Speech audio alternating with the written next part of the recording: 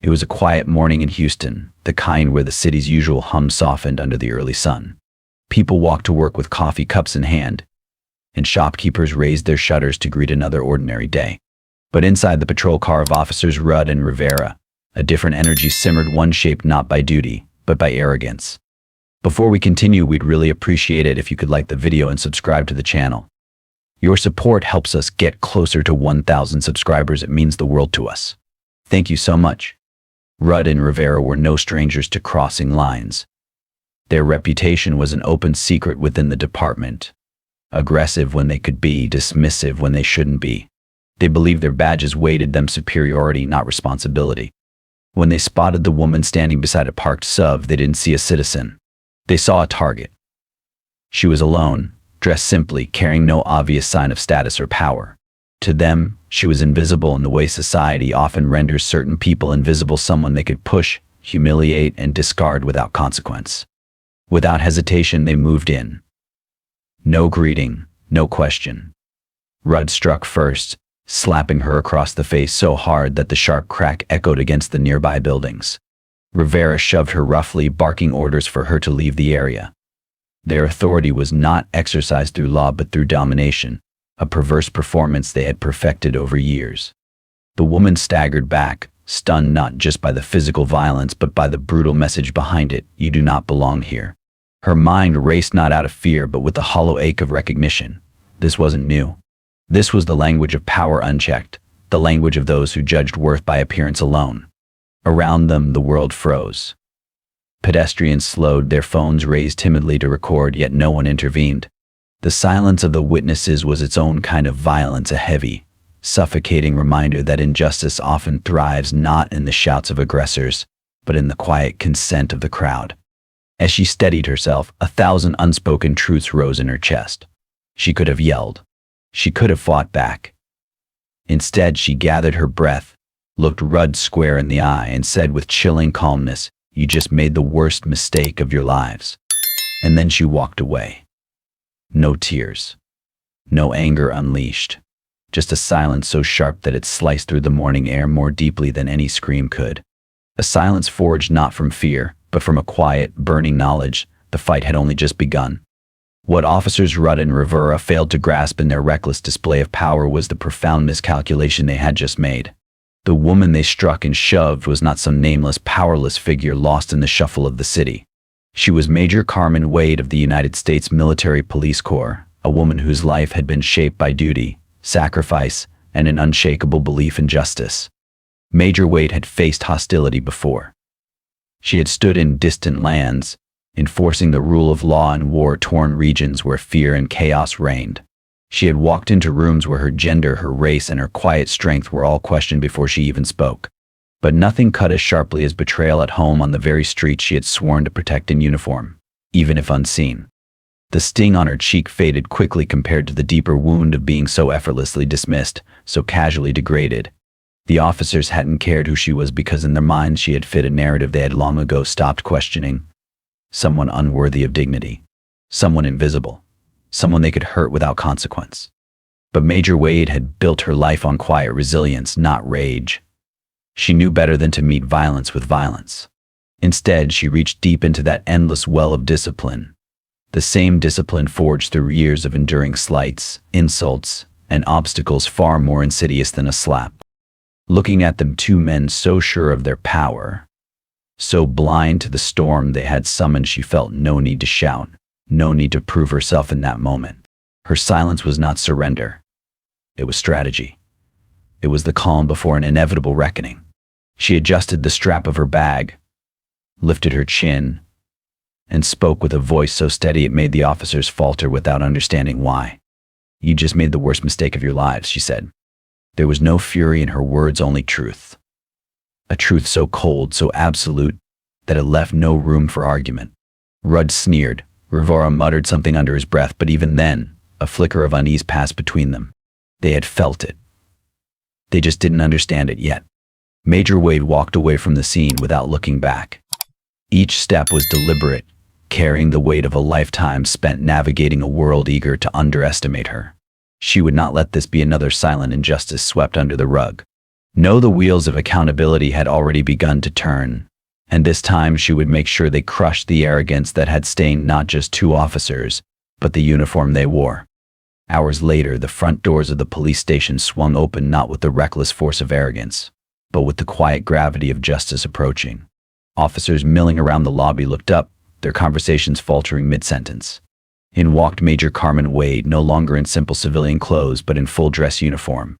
Her dark green jacket bore the insignia of the United States Military Police Corps, and her every step radiated a calm authority that silenced the room before she even spoke. Behind her trailed two agents from Internal Affairs, their faces unreadable but their presence unmistakable. They weren't here for a routine visit.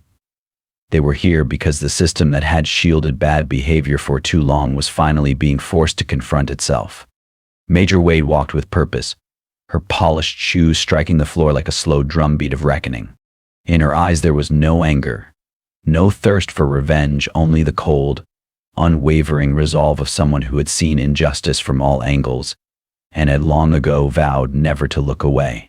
The same officers who had witnessed Rudd and Rivera as casual cruelty now avoided her gaze. Some shifted uncomfortably, others pretended to be busy, but it was useless. The truth was in the room, and it wore a military uniform with a spine unbent by humiliation. The captain, hearing the commotion, stepped out of his office, his expression a mask of confusion that quickly turned to dread as he recognized the figure approaching him.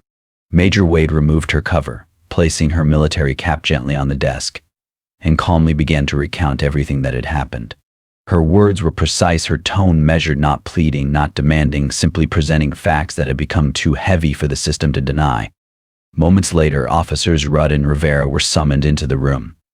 The moment they entered, their bravado evaporated. They stopped short when they saw her, the full weight of their mistake crashing down on them in a single, humiliating instant. At first they fumbled through excuses, trying to dismiss or minimize their actions, but it was too late. Multiple videos had surfaced, captured by bystanders, uploaded to social media, already flooding the public space with undeniable evidence. Every slap, every shove, every sneer was recorded, time-stamped, and replayed by thousands who had once felt powerless but now had proof. There was no spin, no lies that could protect them now. They hadn't just assaulted a woman, they had assaulted a decorated military police officer. They had defiled their own uniforms, and worse, they had desecrated the fragile trust the public still tried to place in them. Through it all, Major Wade stood silent, composed, a living contrast to their frantic denials. She didn't need to shout. She didn't need to prove anything. The truth spoke louder than any protest she could have made. "You will answer for what you've done," she said quietly, her voice cutting sharper than any yell. "And this time, your badges won't protect you." In that moment, everything changed, not just for Rudd and Rivera, but for an entire department that would soon realize the price of arrogance, the cost of unchecked power, and the unstoppable force of quiet, unwavering dignity.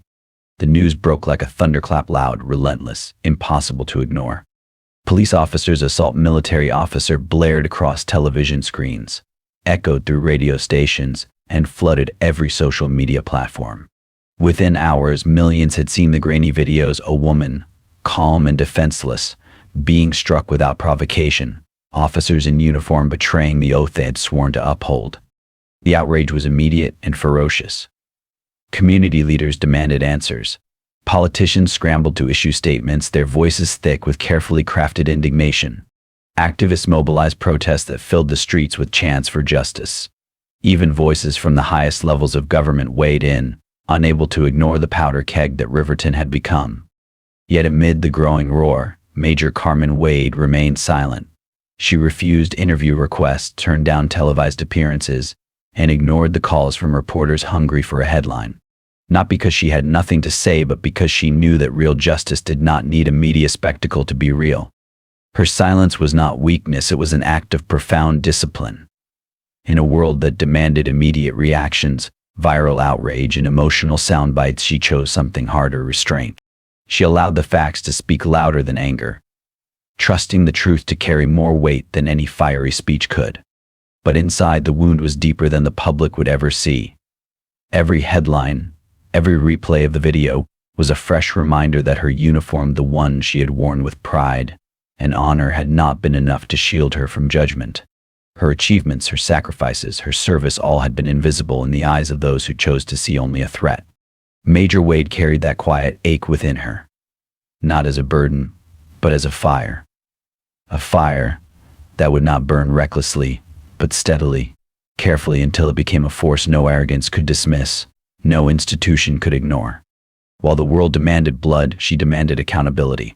While others called for rage, she called for justice, not just for herself, but for everyone who had ever been silenced, dismissed, or betrayed because of the color of their skin or the assumptions stitched into the fabric of authority.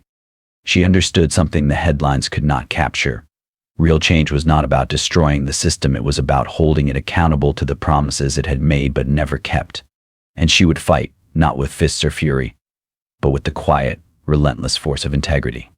The storm unleashed by Major Wade's silent defiance could not be contained to a few rogue officers. What had begun as a single act of brutality now tore open wounds that the city of Houston had long tried to ignore. As the footage of the assault continued to circulate and public outrage refused to die down, authorities were forced to act, and for once, their actions went beyond empty words. An independent commission was formed, not just to examine the attack on Major Wade, but to scrutinize the entire culture of the Houston Police Department. It was a reckoning long overdue. Complaints that had once been buried under paperwork and bureaucratic indifference were dragged back into the light. Cases dismissed without investigation were reopened. Victims who had been ignored found themselves being called, listened to, believed. The deeper the investigators dug, the uglier the truth became. A pattern emerged, one of silence, complicity, and a deep-rooted tolerance for abuse. It was not just two officers who had failed. It was a system that had nurtured their arrogance, looked away from their violence, and in doing so, betrayed the very people it was sworn to protect. Major Wade watched it unfold from a distance, her heart heavy but resolute. She knew the pain of seeing the truth exposed, knew that every revelation carried the weight of 1,000 unspoken stories. She thought of the citizens who had stood alone for so long, screaming into a void, dismissed as liars or troublemakers simply because they lacked a badge or a title. Now, finally, the city was forced to listen. The fallout was swift and brutal. Under immense public pressure, the police chief resigned in disgrace, a symbol of a system that had failed to police itself. New leadership was appointed, promising transparency and reform. Mandatory bias training, independent civilian review boards, and stricter oversight measures were announced. For the first time in decades, hope flickered on the horizon. But Major Wade understood better than most that reforms on paper were not the same as reforms in practice. Culture was harder to change than policies. Trust once broken could not be rebuilt with press conferences and promises. It would take relentless vigilance, uncomfortable conversations, and years of consistent action to root out the rot that had been allowed to grow unchecked. In the quiet of her own thoughts, she resolved that her fight was not over, not with a guilty verdict, not with a resignation, not even with a new policy manual. True change would come only when respect was no longer conditional, when dignity was no longer negotiable, and when justice was no longer a privilege reserved for the few. And so, Major Wade stood ready not just as a survivor of injustice, but as a soldier in a longer, harder battle, the battle for a system worthy of the ideals it claimed to uphold. 6 months later, the courtroom was packed to its limits, press crowded into the aisles, citizens lined the benches, and a heavy tension hung in the air like a storm waiting to break. People had not forgotten. The slap that echoed across a street in Houston had become a symbol far larger than one act of brutality. It had exposed a wound deep and festering that demanded reckoning. Major Carmen Wade sat composed at the witness stand, her uniform crisp, her demeanor unwavering. The fluorescent lights reflected off the medals pinned to her chest. But it was not the decorations that commanded the room, it was her presence. When asked to recount the events, she did not falter. She spoke with the steady voice of someone who had relived that moment 1,000 times, not out of choice, but because the world had demanded she carry it. She described the slap, the suddenness, the sting, but most of all, the humiliation. She spoke of the moment when the crowd, dozens of bystanders, stood frozen watching, recording, but doing nothing. The sharpest cut had not come from the officer's hands, but from the silence of those who witnessed and turned away. Her words stripped away every excuse, every justification the defense tried to muster. She did not embellish. She did not rage. She simply laid bare a truth too powerful to ignore, that injustice thrives not only in the acts of the arrogant, but in the silence of the many. As she spoke, the room changed. Jurors shifted in their seats, some blinking rapidly to hold back emotion. Reporters, used to cynicism, put down their pens. Even the judge, a seasoned man hardened by years of courtroom battles, paused, the weight of her testimony settling like lead across his bench. Major Wade did not seek pity. She sought understanding and demanded accountability. And in doing so, she offered the courtroom, and the country beyond it, a rare and uncomfortable gift, a mirror. When the verdict was read, the words felt inevitable yet electric. Guilty. Guilty. Both officers Rudd and Rivera were convicted of assault, abuse of power, and official misconduct. They were stripped of their badges, sentenced to serve time, and condemned to live as symbols of a system that could no longer hide behind its own indifference. But the greatest punishment they received was not the prison sentence. It was the stripping away of the false respect they had once worn like armor. They were no longer officers, they were no longer protectors. They were cautionary tales. Major Wade watched them being led away without triumph, without satisfaction. Her victory was not in their downfall, but in the message that justice, slow, imperfect, but real, could still rise when integrity refused to bow. The courtroom emptied, but the echo of her words remained. A reminder that true courage often looks like calm in the face of cruelty, and that sometimes the most powerful act of defiance is simply telling the truth and refusing to be moved. In the months that followed, Major Carmen Wade's name became more than a headline, it became a symbol. Not of anger or retaliation, but of something infinitely rarer, quiet, steadfast courage in the face of betrayal. At a solemn ceremony under the gray sky of Houston Civic Plaza, Major Wade was awarded the Medal of Civil Courage. As she stood before a sea of faces, city officials, fellow soldiers, citizens who had marched for her without ever knowing her personally, there was a stillness, a reverence that no speech could manufacture. The mayor, hands slightly trembling, pinned the medal to her uniform. Applause broke out, but Wade herself remained composed, her expression not one of pride but of solemn responsibility. She understood better than anyone that medals could not erase trauma, that ceremonies could not undo what had been done. They could only serve as a marker, a reminder that truth, when spoken bravely, could change the course of a city. Her story was quickly woven into the fabric of police academy curriculums across the country. New recruits, young and eager, sat in lecture halls and watched the footage of that day of her refusal to retaliate, her insistence on due process, her calm dismantling of abuse disguised as authority. She became not a cautionary tale, but a living example of what it meant to believe in the principles written in the Constitution, even when the system itself seemed to forget them. Yet Major Wade never sought fame. She continued her service in the military police corps with the same quiet intensity she had always carried. Her days were spent not in interviews or speaking tours, but in the gritty, often thankless work of building a better system from the inside out. Her colleagues noticed the change not in her demeanor, which remained steady, but in the way others treated her, with a respect born not of fear, but of genuine admiration. And for Wade, the greatest honor was not the medal glinting under spotlights, nor the polite nods from officials who once might have overlooked her. It was seeing a slow but steady shift in culture, seeing officers challenge each other when old prejudices crept into conversations, seeing younger recruits ask harder questions, seeing community members walk into police stations not with fear, but with cautious hope. The slap she had endured that day could have defined her as a victim. Instead, she had transformed it into a testament, a living proof that true strength lies not in how loudly you fight, but in how deeply you refuse to surrender your humanity. Major Wade had become more than a decorated officer. She had become a bridge between a wounded past and the possibility of a more just future. And though the road ahead remained long, rough, and uncertain, she walked it with the same deliberate, unbreakable steps she had taken that day when she chose silence over violence, truth over rage, and justice over vengeance. In the end, this story was never just about two corrupt officers or a single act of violence on a quiet city street. It was about something far deeper, something that stretched beyond the walls of the courtroom and the headlines that briefly flared and faded. It was about the corrosive power of unchecked authority and the even greater power of quiet, unwavering integrity to dismantle it. Major Carmen Wade had become a mirror, held up to a system that for too long had chosen comfort over confrontation, habit over justice.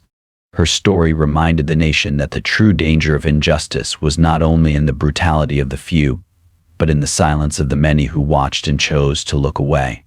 She showed that courage is not always loud. It does not always come with raised fists or shouted demands. Sometimes true courage is standing firm while the world around you wavers. Sometimes it is refusing to be baited into anger when the world expects you to break. Sometimes it is believing in the promise of justice even when justice seems like a distant dream. The slap that morning was meant to humiliate her, to reduce her to a victim too insignificant to matter. Instead, it sparked a reckoning that shook a city and sent ripples across a nation hungry for change. Through discipline, patience, and the fierce refusal to abandon her values, Major Wade turned a personal attack into a public awakening. Her victory was not just in the convictions of two men who thought themselves untouchable. It was in every officer who now thought twice before acting out of bias.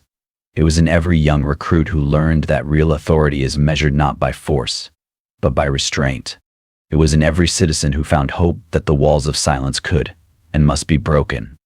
This story is a reminder that systems built on arrogance can be brought to their knees not by violence, but by voices that refuse to be silenced. That strength does not always roar. Sometimes it stands tall, speaks calmly, and refuses to yield. Major Wade's journey is a testament that one person's quiet integrity can ripple outward, dismantling injustice, inspiring change, and reminding us all that justice, though slow, is never truly out of reach when good people refuse to look away. Note: this story is entirely fictional and created for the purpose of raising awareness. It highlights issues of responsibility, justice, and the importance of treating everyone with respect and dignity. We firmly oppose violence, prejudice, and injustice in all forms. Viewer discretion is advised.